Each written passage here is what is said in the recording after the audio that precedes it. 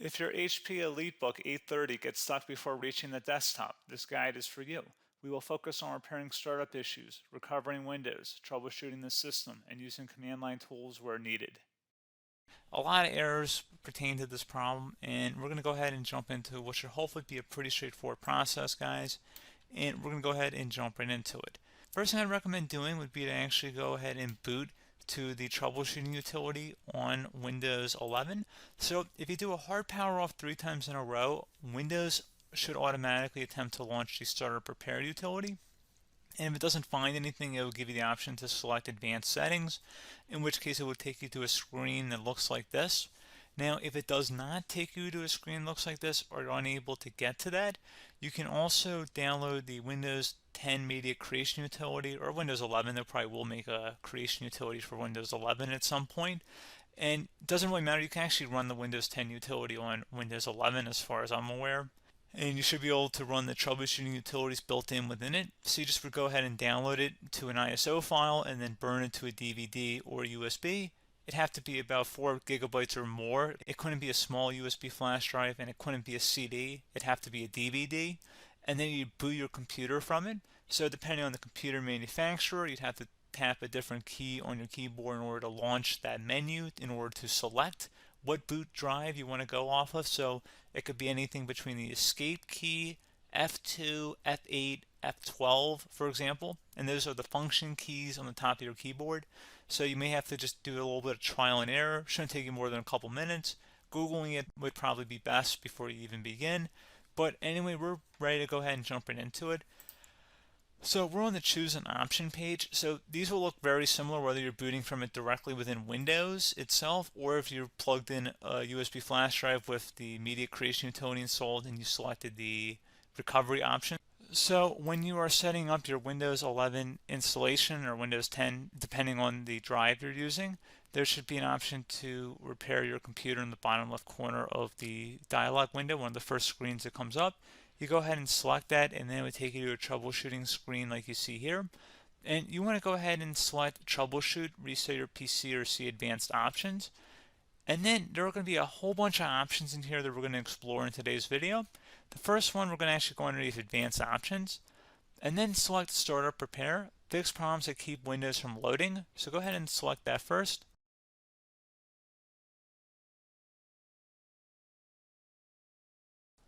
Okay, so you can see it could not repair our PC. That was our first option we could try. Something else, if we go back into advanced options here and then select troubleshoot, we're going to go underneath advanced options again. You can go ahead and actually access safe mode by selecting startup settings. And then if you select the restart button, you have the option on the screen select safe mode with networking, which will give you a key on the screen. It'll tell you which key to press to enter that. I believe it's the F7 key. It'll do that for you. I'm not going to go over that in today's tutorial because I don't really want to go into safe mode, but you're more than welcome to attempt that by going into here and then selecting restart. Again, it'll launch another screen. It'll say what key do you want to press, and it'll give you like 7 or 8 different options, and you want to select safe mode with networking. There's also an option for a command prompt too, but that's going to be something we're going to cover later in this video, and we don't even have to go through that in order to access it. So that's why I'm not going to really push for that, because unless you know exactly what's causing the problem, you probably don't need to go into safe mode. Unless you're trying to recover files, in which case then you definitely can go into safe mode, but we're trying to actually recover our computer here. So I hope that makes sense. Something else we can also try here as well would be to uninstall updates, remove recently installed quality or feature updates from Windows. So if you go ahead and select that, you can uninstall the latest quality updates, which generally is the more day-to-day updates. Feature updates are the less regularly released ones, like the big ones.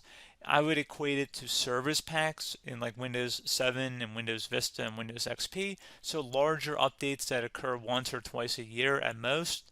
And the quality updates are more just a regular update. So probably obviously depend, it'll take longer if you're going to try and uninstall the latest feature update versus quality update. And maybe you don't need to go back that far. So just giving you guys a couple of pointers with that. Something else you can also look at here, and we're going to jump into the command prompt in a little bit, but you can select System Restore, which will use a restore point recorded on your PC to restore Windows. And this is something I would highly recommend here, guys. So select Next. Assuming you have a restore point saved on your computer, you go ahead and select the most recently created one, and you'll select next, and then you'll select the drive. You shouldn't actually have to select the drive. You can scan for affected programs, but we're going to keep it all default here, and then we're going to select finish. So once started, system restore cannot be interrupted. Do you want to continue? I think we're going to select yes. I don't think we have anything better to do on our computer right now, so just give it a moment here to initialize. It will take a couple minutes to run, obviously depending on how large your hard drive is and how much is saved on the system restore point. So just give it a couple minutes here.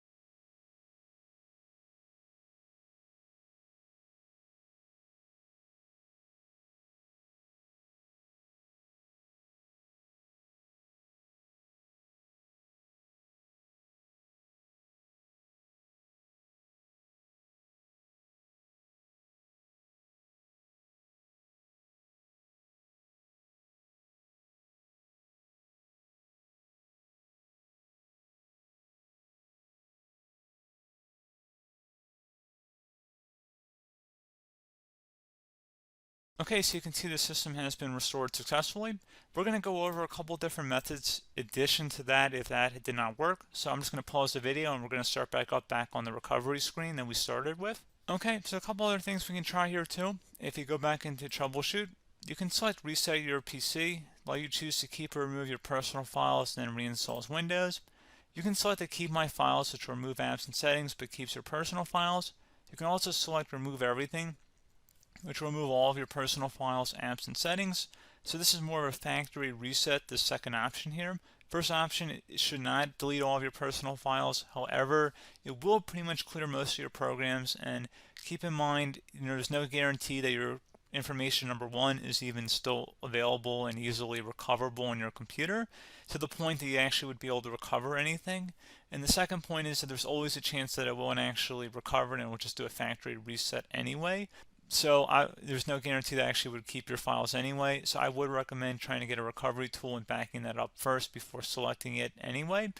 But again, those are a couple different options. And then something else you can try here if you go back to the choose an option. Another option, if you go underneath choose an option and select troubleshoot, advanced options, and now select where it says command prompt. Okay, so the first thing we should do is type our main hard drive here. In most cases, it should be the C drive. So you just do a C colon and then hit enter on your keyboard. So once you're underneath the C drive, we're going to type in dir and then hit enter on your keyboard. It should have program files, users, and Windows all in there. That's how you know you're in the right directory.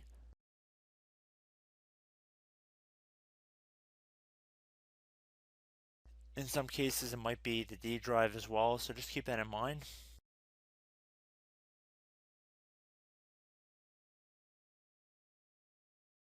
Next thing we're going to do is type in cd space / Windows / system 32 / config, and then you're going to hit enter on your keyboard.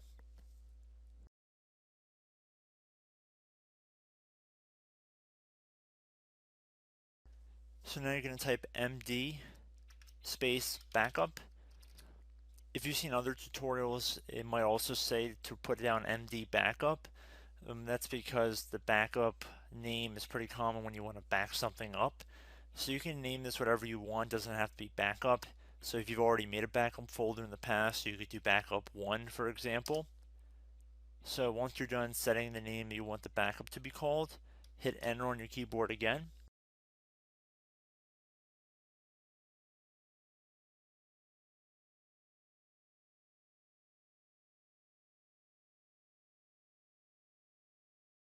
At this point, you want to type copy, C-O-P-Y, space. Then you want to do the star symbol above the 8 key. Then do a period or a dot, whatever you want to call it. Then another star sign, and then another space, and then type backup. And then hit enter on your keyboard.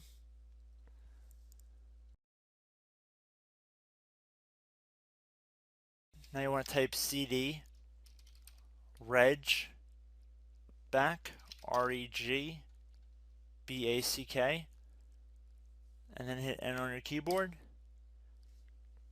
So now that we are under the reg back, so now you want to type dir again, and then hit enter.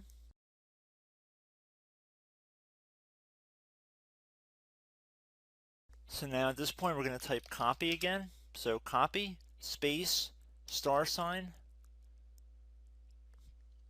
dot, another star sign, space, and then 2 dots.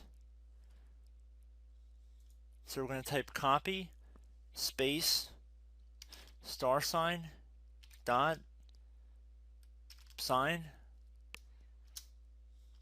star sign, dot, dot, and then hit enter on your keyboard again.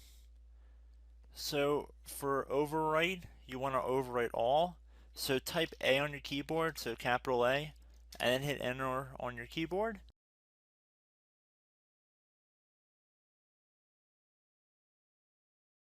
So at this point, you should be good to go. You can close out of the command prompt window, and if you accidentally continue to Windows 10, you should be all set. So I hope one of these 3 or 4 different methods we went through in this tutorial helped you guys out.